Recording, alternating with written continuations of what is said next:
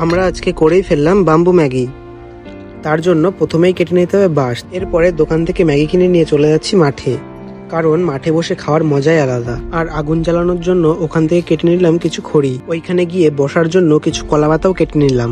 তারপরে বসে সব জিনিসপত্রগুলো বের করছিলাম গামছা থেকে।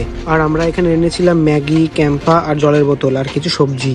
এরপর একে একে সেই সবজিগুলো সেই বাসের ভিতরে ভরছিলাম। এরপর ম্যাগির প্যাকেটগুলো সব খুলে বের করে নিলাম। সেই ম্যাগিগুলোকে বাসের ভিতরে এক এক করে ভরছিলাম। সত্যি এখনো বুঝতে পারছি না যে বানানোর পরে খেতে কেমন হবে। তারপর মশলাগুলো দিয়ে ওর সঙ্গে একটু জল ঢেলে দিয়ে বাঁশের মুখগুলো কলাপাতা দিয়ে ভালো করে আটকে দিলাম, যাতে জলগুলো বেরিয়ে না যায়। এরপর একে একে খড়িগুলো দিয়ে সাজিয়ে এখন পাতাগুলো দিয়ে কিছুক্ষণ পরে দেখি হয়ে গেল। বলতে সেন্টটা বেরিয়েছিল হেভি, কিন্তু এখনো বুঝতেই পারছিলাম না যে খেতে কেমন হবে। তারপরে খেয়ে দেখলাম হেভি টেস্ট হয়েছে। এখন চলে যাচ্ছি আমরা বাড়ির দিকে। পরের ভিডিওতে আবার তোমাদের সঙ্গে দেখা হবে। এরপরে কি ধরনের ভিডিও দেখতে তোমরা পছন্দ করবে প্লিজ কমেন্ট করে জানিও।